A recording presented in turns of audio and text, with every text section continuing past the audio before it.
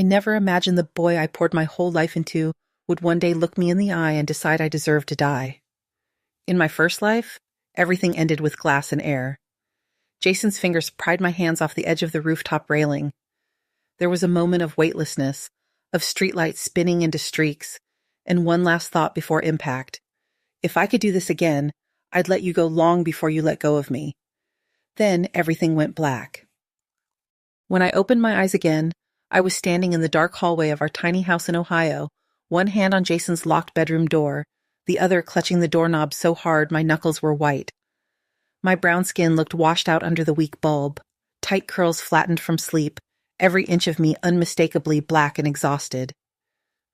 On the other side, he was 19 again, my straight A, engineering track, full-ride scholarship son who hadn't yet turned into the stranger who pushed me off a roof. "Mom, let me out!" he shouted, kicking the door. "Open this door or I'll hate you for the rest of my life." In my first life, I'd yelled back, "Hate me all you want. I won't let some bar girl ruin you." I'd kept him locked inside for 3 days, convinced I was saving his future. That same week, his girlfriend, Sierra, had taken a job at a downtown club to pay for her mother's surgery. Drunk customers cornered her, things spiraled, and she'd fallen, jumped, they said, from a third-floor balcony. My son never forgave me. He blamed me for her death until the day he killed me. Now, though, the air felt wrong. Too sharp, too bright, too familiar.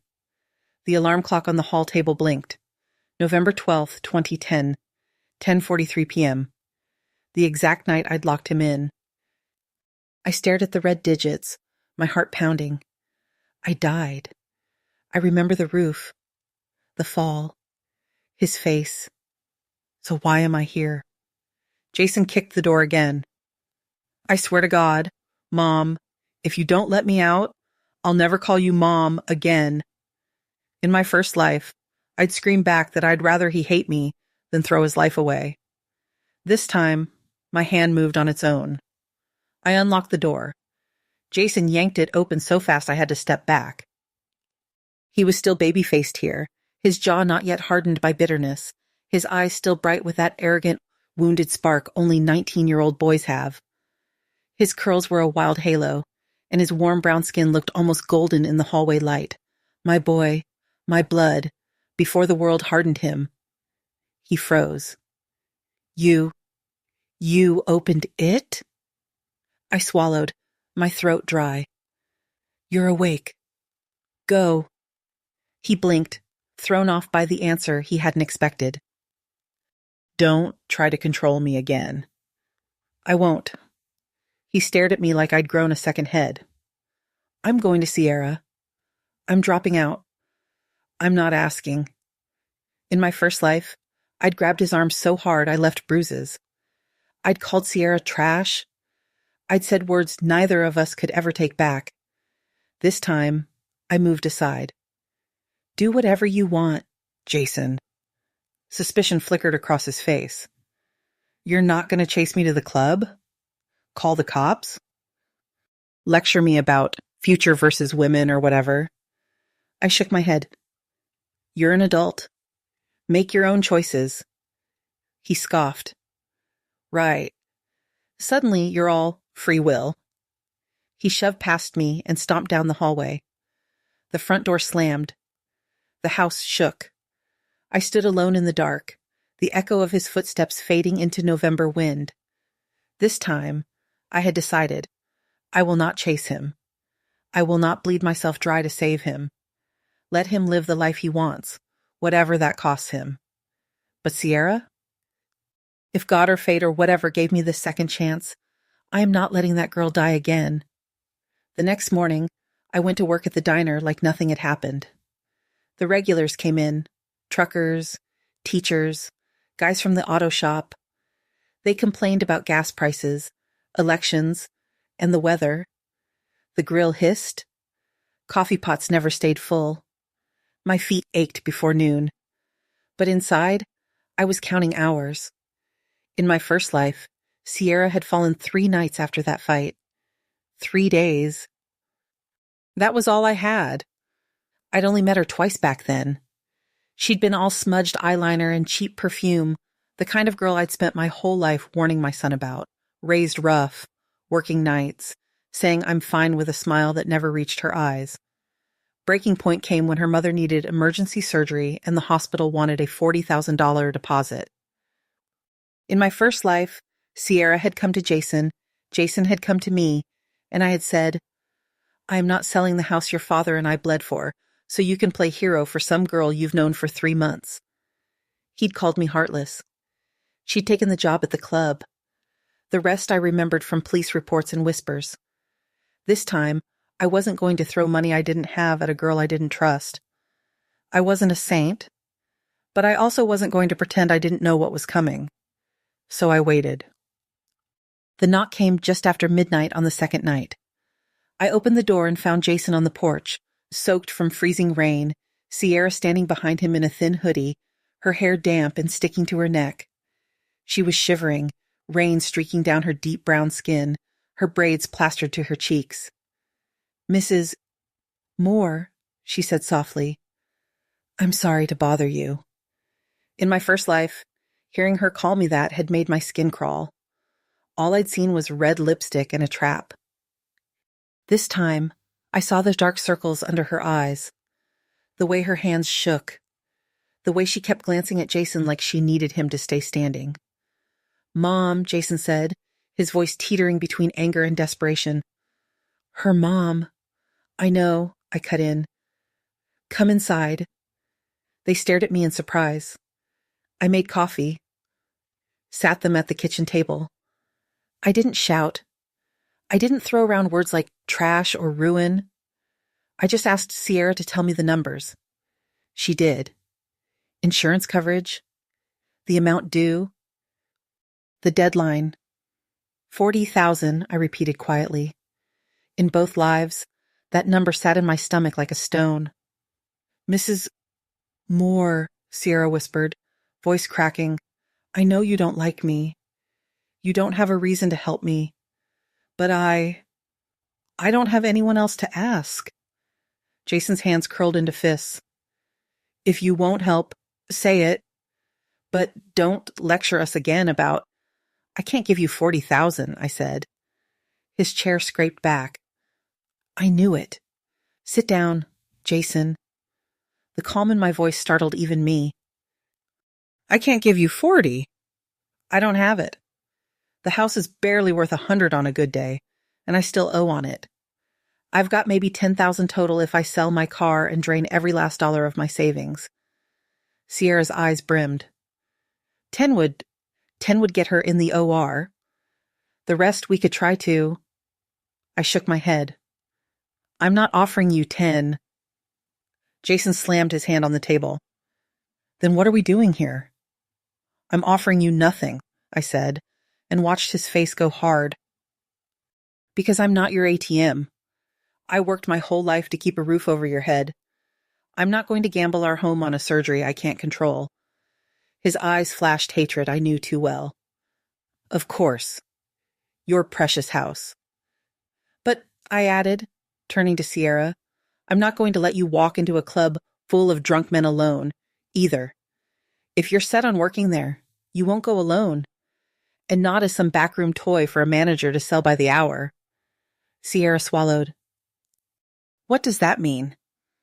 It means, I said, if you're going to sell your time, you'll do it on your terms.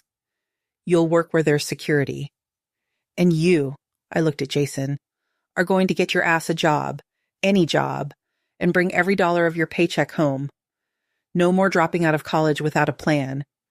You want to be a man? Start paying your own bills instead of spending mine. He stared at me like I'd slapped him. Sierra pressed her lips together. In my first life, I thought, I tried to chain him to my plans. This time, I'll let him drown or swim, but not drag me under. I didn't save Sierra with money. I couldn't. But because I didn't lock Jason in again, because she didn't take the late night shift alone that one specific night, the news I'd been bracing for never came. Sierra didn't die. And everything else changed anyway. If this were a fairy tale, maybe that would have fixed it all. Maybe saving Sierra would have softened Jason, healed the rift between us, and turned me into the saintly mother the neighbors always compared me to in their little gossip circles. But this wasn't a fairy tale. Jason got a warehouse job and lasted 3 weeks before quitting because the manager was a jerk. He worked at a call center for a month, then walked out mid-shift after a customer yelled at him. He told anyone who would listen that if I hadn't traumatized him with my endless studying and robot schedule, he wouldn't be so lost. That if I'd supported his love life earlier, he'd be a millionaire by now. Every failure, somehow, bent back to me. I tried, for a while, to reason, to explain rent and credit scores and why maxing out a card on sneakers and a gaming setup didn't count as investing in yourself. He didn't hear me. Then one day, he stopped pretending he wanted to. "Mom, he said, standing in the doorway with a duffel bag slung over his shoulder. "I'm done." I looked up from the pile of bills on the kitchen table. "Done with what?" "With this. With you controlling everything. With this house. I'm moving in with Sierra. We'll figure it out without you. You either give us what you owe me as my mother or stay out of my life." I laughed, an ugly, tired sound. "What I owe you?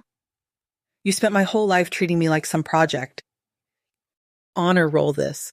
Perfect GPA that you never asked what I wanted. You never let me breathe. You owe me, Mom, for the trauma." I thought of the nights I'd gone to bed hungry so he could have soccer cleats, the extra shifts I'd picked up so he could attend robotics camp, the way my back ached every time I bent to mop the diner floor at midnight. What I owed him. I stood up slowly. "Jason," I said quietly, "you're right about one thing. I did treat you like a project. I was so obsessed with you not ending up poor and stuck like me that I forgot you were a person, not a grade report. For that, I'm sorry." He blinked, not expecting an apology. "But I don't owe you money for existing," I continued. "I gave you a childhood I never had. I kept the lights on and the heat running. I took every insult you threw at me and still cooked you dinner. If that's not enough, then you're right. A clean break is best." He scoffed. "You'll regret this when I'm successful and you're old and alone." "Maybe," I said. "Maybe not. Either way, that'll be my regret to live with. Not yours." He shouldered his duffel and sneered. "Fine. You'll come crawling when you need me." He left. In my first life, I would have chased him down the driveway, begged, cried, thrown myself at his feet.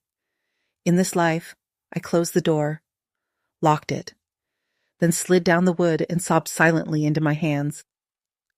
When the pounding came a month later, it wasn't Jason. It was 3 neighbors and a guy in a leather jacket with a tattoo of a tiger on his neck. "Grace," Ellis from next door whispered, "these men say you owe them money." The one with the tiger leaned against my doorframe, chewing gum. "Afternoon, Ms. Moore. Your boy Jason owes me 20 grand. He tells me you're not really his mother anymore, Fahe, but I'm a traditional guy. Parents pay when kids can't. In my first life, I'd sold my old car, borrowed against the house, taken on 3 jobs, and paid every last cent. Jason had called me a controlling psycho for doing it behind his back. 3 years later, when he'd stood on that rooftop, he'd still called me a monster. This time, I kept my hands steady. "I'm sorry," I said, "but I'm not responsible for Jason's choices anymore." Tiger's smile faded.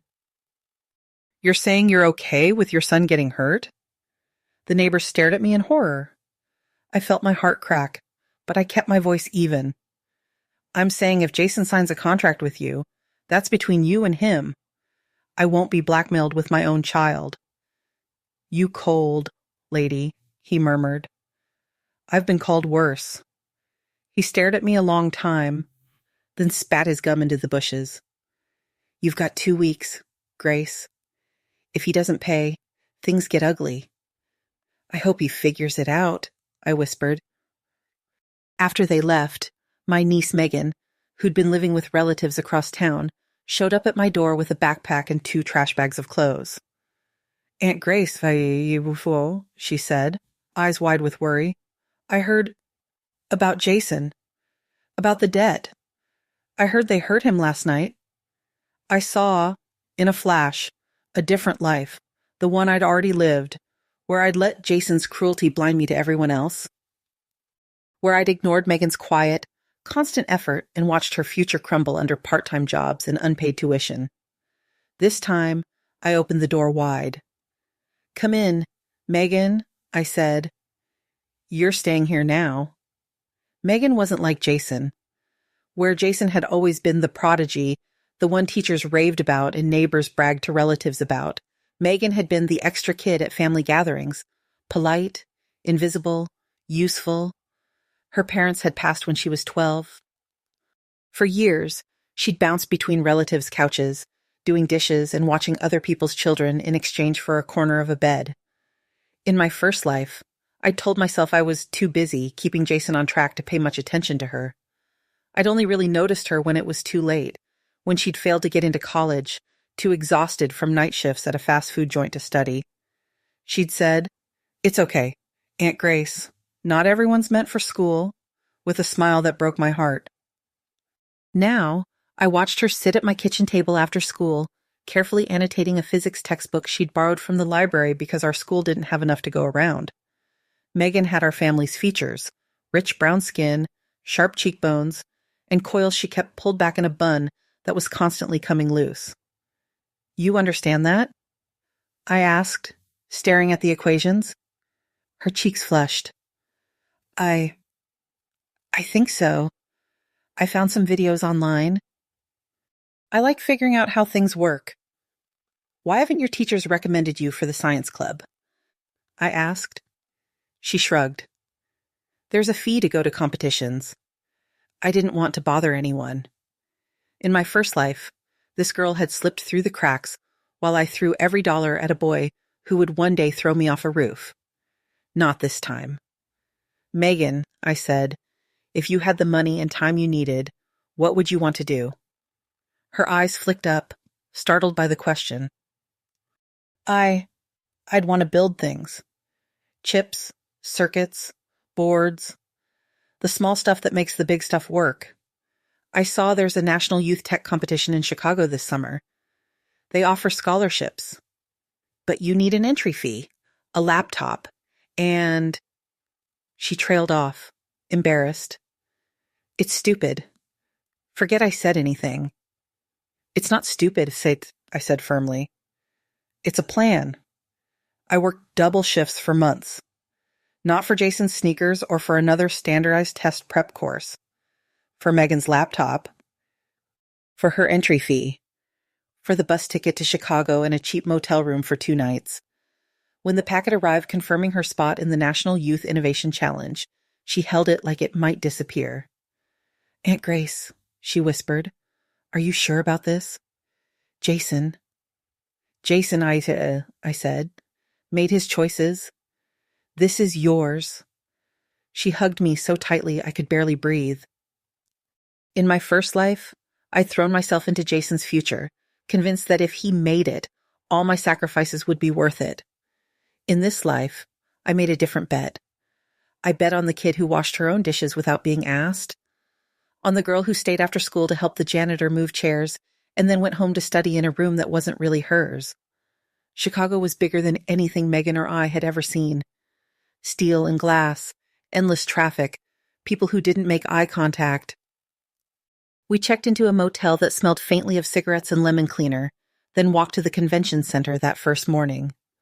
Hundreds of kids filled the hall, faces glowing in the blue light of their laptops.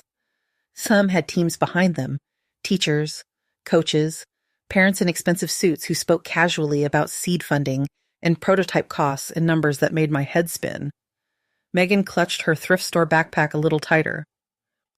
You belong here as much as any of them, I told her. They just had more money to print their name tags. She laughed weakly. Right. The format was simple. 2 days to design and simulate a project on provided computers, then a final round of presentations if you made it that far. Megan's project was a streamlined, low-power AI accelerator chip designed for cheap devices in underserved communities. She dreamed it up between shifts and homework, sketching designs in the margins of grocery lists. On the first day, while she worked in the competition hall, I paced the lobby, drank too much bad coffee, and tried not to think about Jason. I failed, because when the second morning's crowd shuffled in, I saw him. Older, sharper, like someone had taken the boy I'd raised and carved him into something harder. His left hand was bandaged, 2 fingers shorter than they should have been. I knew what that meant. Tiger always kept his promises. He spotted me, then Megan. His eyes narrowed. "What the hell are you doing here?" he demanded, loud enough that a few nearby parents turned to look. Megan stiffened beside me. "I'm competing. Jason." He laughed, ugly and high. "You? Competing? Please. You're the charity case. Aunt Grace feeds with my money." "Jason," I warned softly. "No." He stepped closer, jaw tight. "You spent my childhood beating me over the head with textbooks, preaching about making something of myself. Then as soon as I walk away, you adopt a replacement kid and throw my future money at her." "Your future money?" I repeated, stunned. "Jason, I'm still paying off the loans I took on for you." He sneered. "I don't care. You're a leech. And her," he pointed at Megan, "you really think you can beat me? I've got backing now. Investors. Real people with real cash. You're nothing but a stray she took in to make herself feel better." Megan lifted her chin. "Maybe, but I still registered. Didn't you?" His smirk slipped. "Of course I did," he snapped. But when the coordinator called roll and handed out entry badges, there was no Jason Moore on the list. "Maybe we missed your name," I suggested quietly, some soft part of me still wanting to help him. "We can ask them to check." He rounded on me. "You did this. You hacked my registration. You paid them off to delete my name." "Jason, I don't even know how to open a PDF without Megan's help. You think I bribed a national competition?" He trembled with rage. "You always sabotaged me. You locked me in the house. You refused to help Sierra. You refused to help me with Tiger. Every time I reached for something, you were the one who slapped my hand away." "I tried to keep you from walking off cliffs," I said quietly. "You called that control." A judge, overhearing the commotion, stepped in. To my shock, he offered a compromise. "We don't normally do this," he said, "but if you can provide your documents, ID, prior transcripts, we can see about adding you as a late entry." I should have kept my mouth shut. "Jason," I said, "this is your chance. Go get your documents. Compete. Win on your own merit." He stared at me like I'd offered him poison, then spat at my feet. "I don't need your charity," he snarled, and stormed out. Megan exhaled slowly. "I'm sorry, Aunt Grace." "You've got nothing to be sorry for, Siam," I said. She squeezed my hand. "I'm going to win this. For us." And for a while, watching her work, I believed she might. At the end of day 2, the enormous screen at the front of the hall lit up with rankings. Name after name rolled by, each followed by a score. Then, 35, Megan Lee. 100, the crowd murmured. I grabbed Megan's hand. 100, I whispered. "Baby, you did it." She stared at the screen, stunned. "Impossible, Lazo," a voice behind us said. Jason stood at the back of the hall, somehow having talked his way past security. In his hand, he held a badge with a different name, J. Martin, and a score of 100 pried. There had been a scoring tie. Organizers huddled. A decision was made. A sudden death round. A live, on-stage problem set. That in front of judges and cameras. Just breathe, I whispered as Megan stepped onto the stage. You've done harder homework. The final round was brutal. Materials science equations, thermal modeling, practical trade-offs between efficiency and cost. Jason answered fast, flashy, showy. Megan answered slower, precise, methodical. When it came down to the final question, they even hit the buzzer at the exact same time. In my first life, Jason had won this competition. He'd gotten a full scholarship, seed funding, and a golden ticket to the tech world. Everything else, every betrayal, every crime, had sprung from that pedestal. Now, standing in that hall, I understood why I'd been sent back. Not to save his glory. To reroot it. To give the crown to someone who wouldn't burn the world down just because she'd been handed a match. The final answer flashed on the screen. Jason had rounded wrong. Megan hadn't. The ballroom exploded in applause. Congratulations, the head judge announced, shaking Megan's hand. You are this year's National Youth Innovation Champion. Jason went still, then lunged toward the mic. Cameras flashed, catching the rage twisting across his brown face, his curls damp with sweat as he screamed. That's bullshit, he shouted. They cheated. She cheated. This is rigged. Security closed in. The judges stiffened. Cameras cut away. I watched my son thrash against the guards, veins bulging in his neck, spittle flying as he screamed. Aunt Grace, Megan whispered, trembling. That's my cousin. I know, I said. I had never loved and hated someone so much in the same breath. Suddenly, people in suits wanted to talk to us. Real venture capital firms. Lawyers who smiled too much. Recruiters from universities whose brochures had always gone straight from our mailbox to the trash because the tuition numbers made me dizzy.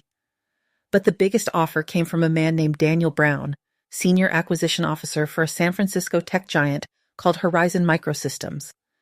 He met us in a glass conference room high above downtown Chicago, the city spread out below like a circuit board. Ms. Lee, he said, sliding a folder across the table, Horizon would like to acquire your patent for $5 million. I almost choked on my complimentary bottled water. 5 million? I repeated, sure I'd misheard. Megan stared at the folder as if it might bite her. For my design? For your design, he said. It has enormous potential in our consumer device line. Of course, there would be conditions, non-compete clauses, portfolio rights, but you'd be very, very comfortable. You could go to any school you'd like. Your aunt could retire. My hands shook under the table. In my first life, I would have said yes before he finished his sentence. I would have shoved a pen in Megan's hand and forced her to sign. This life, I kept my mouth shut and watched her face. She looked up at Brown. If I sell, do I still get to work on it? You could, he said easily. You'd be a very valuable employee. An employee, she repeated. On my own design. That's how it works in corporate R&D, he said. She glanced at me. I could see a war in her eyes, fear of wasting a once-in-a-lifetime chance versus the quiet, stubborn pride that had carried her through every part-time job and late-night problem set. Aunt Grace? She whispered. I swallowed. It's your work, sweetheart. I'm not making this choice for you. Her gaze shifted back to Brown. Thank you, Brown. I'm honored, but I'm not ready to sell. I want to study more. Make it better. If I sell now, I'll always wonder what else it could have been. Brown's smile didn't quite reach his eyes. You understand the market moves fast? He said. He said it the way men like him always spoke to black talent, smooth, confident, certain he could buy brilliance before it realized its own worth. In a few years, this might not be worth nearly as much. I understand, she said. But I still can't sell it. Not yet. He closed the folder slowly. Very well. If you change your mind, call me. We left with nothing but the weight of what we'd just turned down. Did I make a mistake? Megan asked that night in the motel, staring at the water-stained ceiling. I don't know, I admitted. I know I'd rather you live with a question than a regret. 2 weeks later, Horizon Microsystems announced a new AI edge chip. Their press release called it revolutionary. Their diagrams looked eerily familiar. Almost identical, in fact, to Megan's design.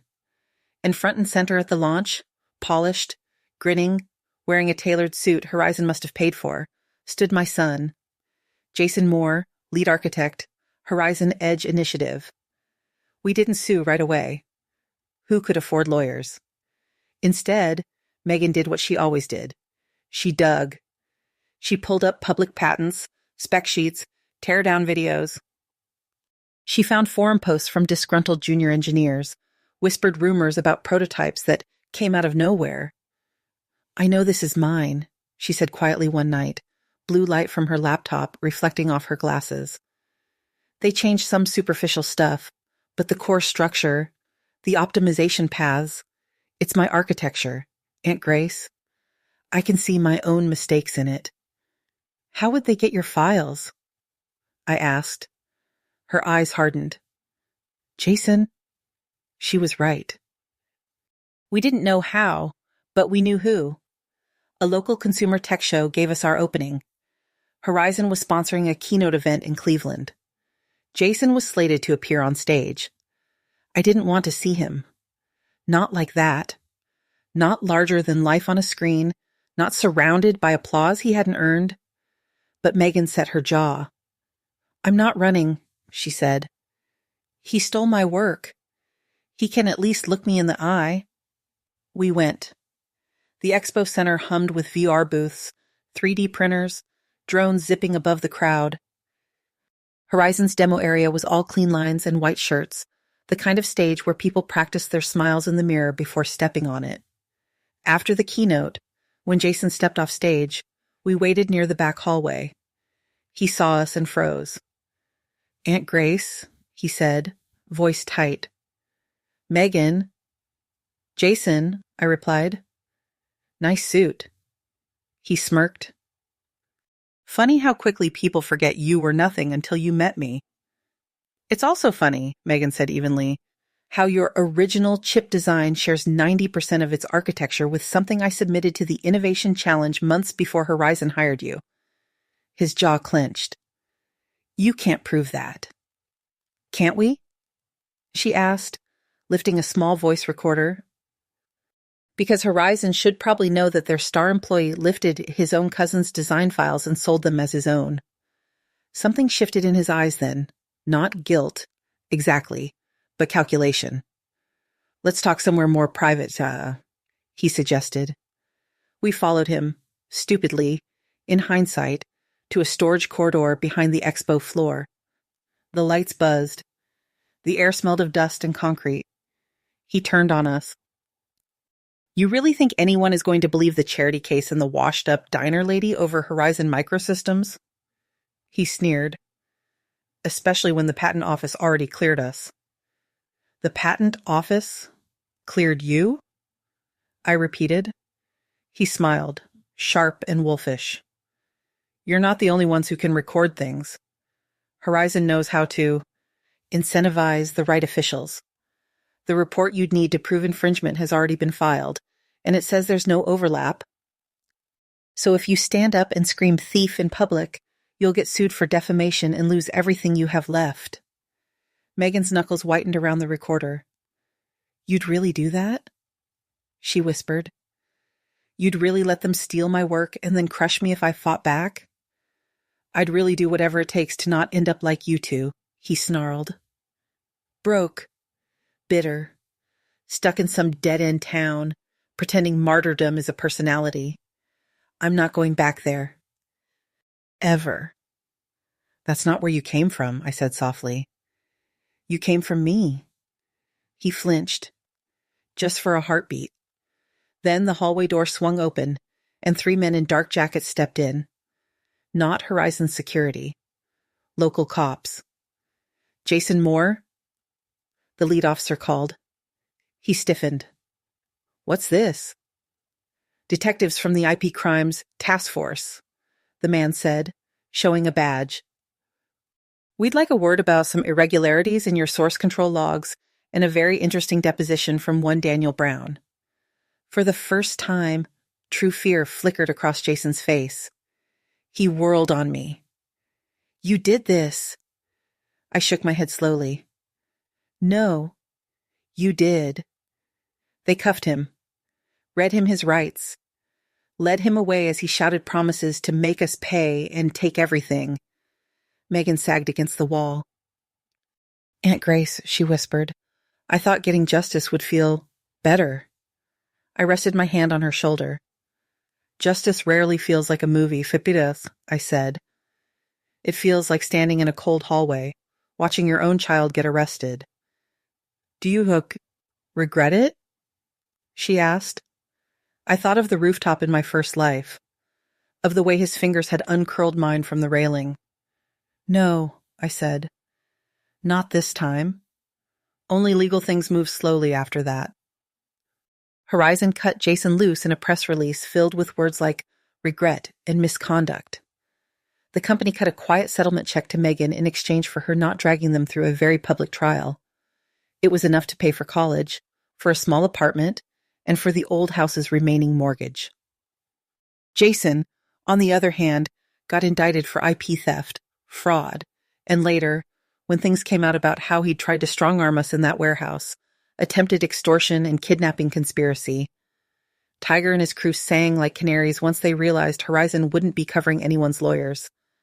When the sentencing day came, the judge asked if we, his victims, wanted to speak. Megan looked at me. "What are you going to say?" says Aunt Grace. He'd killed me before there were trials or statements or anything but black. Now, I walked to the podium. Jason sat at the defense table, thinner, eyes ringed with sleepless shadows. He still glared, but under the hatred, there was something else. Panic. The realization that this time, his mother couldn't wave a check and make the consequences go away. "Ms. Moore?" the judge prompted. I cleared my throat. "Your Honor," I began, my voice steadier than I felt. "My name is Grace Moore. I am Jason's mother. I am also one of the people he hurt." Jason snorted.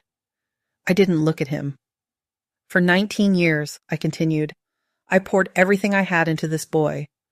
I pushed him harder than I should have. I ignored other people I loved to make sure he had every chance I never did. I tried to choose his path for him, believing that if I worked hard enough, I could protect him from every mistake." The courtroom was silent.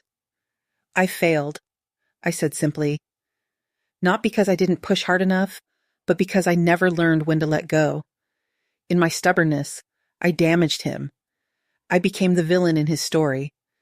And when he went looking for someone to blame for the choices he made, I was an easy target." I took a breath. "I'm not here to excuse what he did. He stole his cousin's work. He terrorized her and me.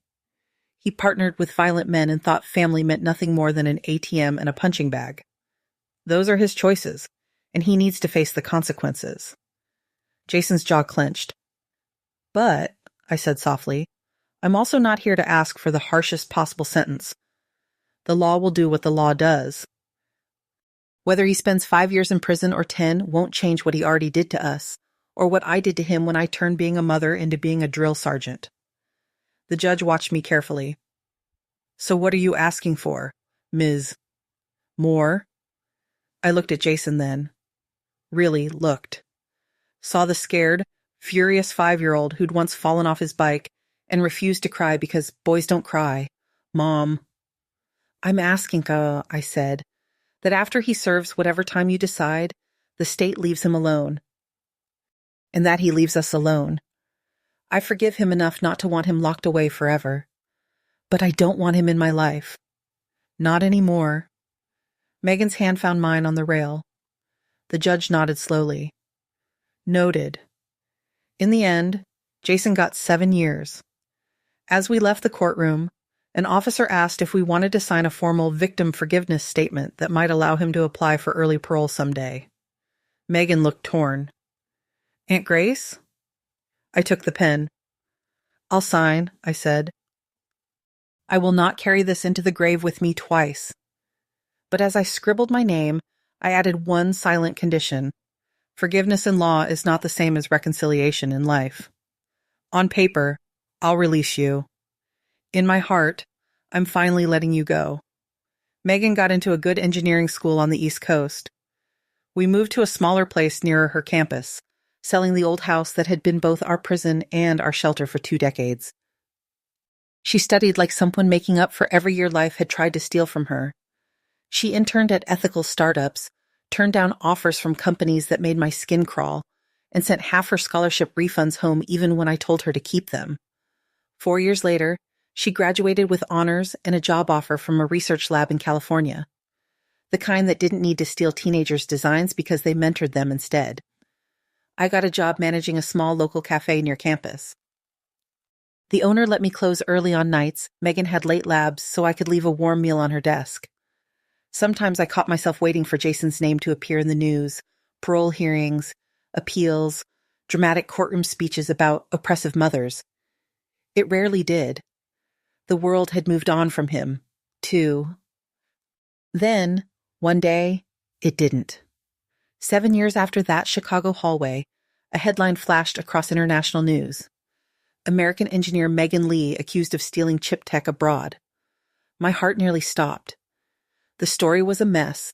Foreign authorities, national security fears, accusations that she'd smuggled sensitive technology while on a fellowship program. They called her a spy, a thief, a traitor. I knew better. By the time our government finally got its act together, negotiating, lawyering, pressuring, 7 years had passed. 7 years. 7 years of my niece, my second-chance child, stuck in cells in a country that didn't care who she was or how hard she'd worked. 7 years of daily calls to senators' offices, letters that never got responses, protests outside embassies. 7 years of nightmares that smelled like that rooftop. Different child. Same fall. When she finally stepped off the plane onto American soil again, older, thinner, eyes deeper than any 20-somethings should be, the news cameras swarmed. Ms. Lee, a reporter shouted, do you have anything to say about your imprisonment? She adjusted the simple blazer we'd bought at a thrift store before the press conference and walked to the podium. I spent 7 years being told I'd stolen something that was mine, she said. 7 years in cells, interrogation rooms, and courtrooms where I had no voice. I survived because I knew the truth, and because I knew my country, eventually, would fight for me. She looked straight into the camera. I didn't survive because of money, or because of anger. I survived because of one woman who never stopped believing in me when everyone else was throwing their loyalty at people who didn't deserve it. I survived because of my aunt, Grace Moore. I stood at the edge of the crowd, hidden, tears streaming down my face. Reporters asked where she wanted to go first, now that she was free. The White House? The lab? Some luxury retreat? She smiled, the first real smile I'd seen on her face in years. I'm going home, she said. To my aunt. A few months after Megan came home, she insisted on planning a 60th birthday party for me. A small dinner, I protested. Too late, she said. I already booked the restaurant. She booked the nicest place in town, a place I used to walk past on my way to late shifts and think, people like us don't belong in there. Turns out we did. The owner greeted Megan like a celebrity. Neighbors who'd watched us struggle for years came up to hug me, to say things like, you were right to push her, and you're so lucky. I thought of another birthday, another lifetime, where I'd sat alone on my couch eating leftover diner pie while Jason posted pictures online of himself at some glossy rooftop bar. Luck had very little to do with it. Halfway through dessert, Megan tapped her glass. Excuse me, she said, standing. I just want to thank everyone for being here tonight. But before we cut the cake, there's someone I'd like to introduce. My stomach tightened. I hadn't seen Jason since his sentencing. I hadn't asked about his release date. But as soon as she said introduce, the door opened, and there he was. Older, thinner, a scar running along his jaw, wearing a plain button-down shirt instead of a suit. The room went quiet. "Aunt Grace," Megan said softly, "I didn't invite him to hurt you. I invited him because I needed him to see this. To see you. To see what real strength looks like." He stepped forward, eyes flicking over the flowers, the cake, the people who'd come for me, not him. "Hi, Mom, yeah," he said. I hadn't heard that word from his mouth in decades, 2 lives combined. For a long moment, I couldn't speak. "You got out?" I finally said. "Yeah." He glanced at Megan. "I've been clean, working at a small repair shop, trying not to screw up again." "That's good," I said. He swallowed. I saw the news. About Megan. About what she said about you. I watched it in the rec room. Guys made fun of me for crying." Megan exhaled softly. "I kept thinking," he continued, voice cracking, "that should have been me. Not her. I should have been the one working in labs and talking about my aunt on TV. But I chose shortcuts. I chose people like Tiger and Horizon. I chose me.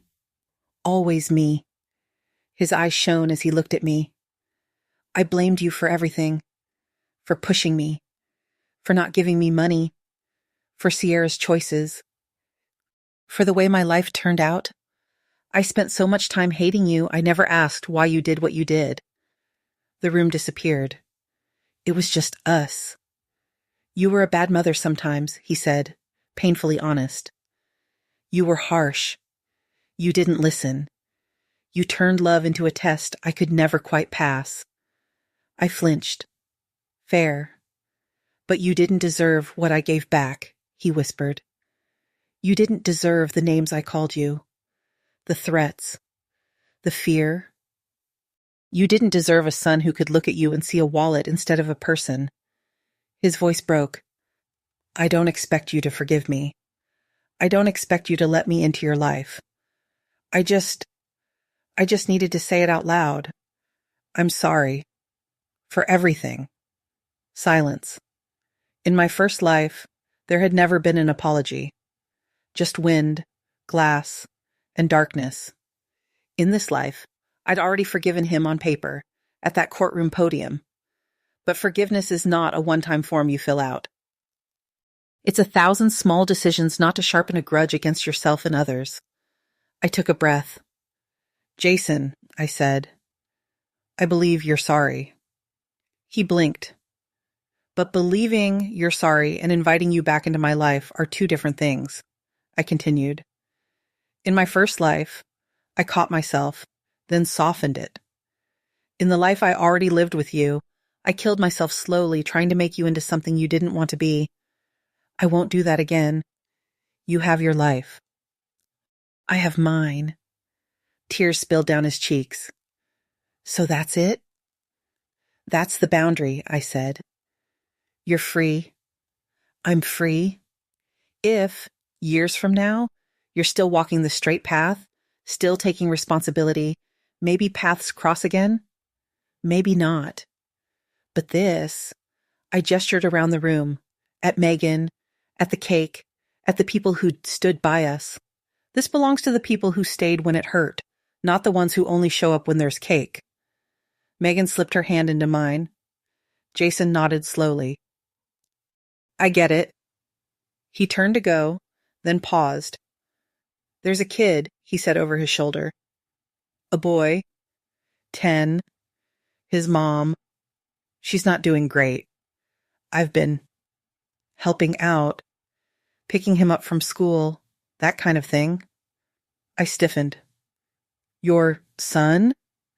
He shook his head quickly. "No, not mine. Just a kid who reminds me of me.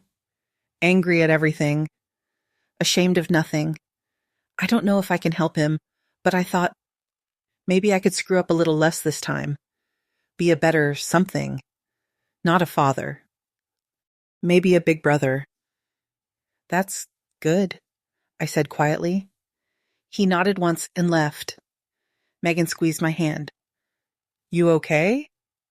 I thought of the rooftop, of opening my eyes in that old hallway, of the night I'd chosen not to lock a door. I think so, I said. For the first time in 2 lifetimes, I think I'm okay. Later that night, after the guests had gone and the cake had been boxed up, Megan and I sat on the back steps of our little rental, listening to crickets. Aunt Grace, she said, head resting on my shoulder, do you ever wish things had gone differently with Jason? That he'd been more like me? I laughed softly. I wish 1,000 things. I wish I hadn't turned your cousin into a trophy. I wish I hadn't ignored you for so long in my first go-round.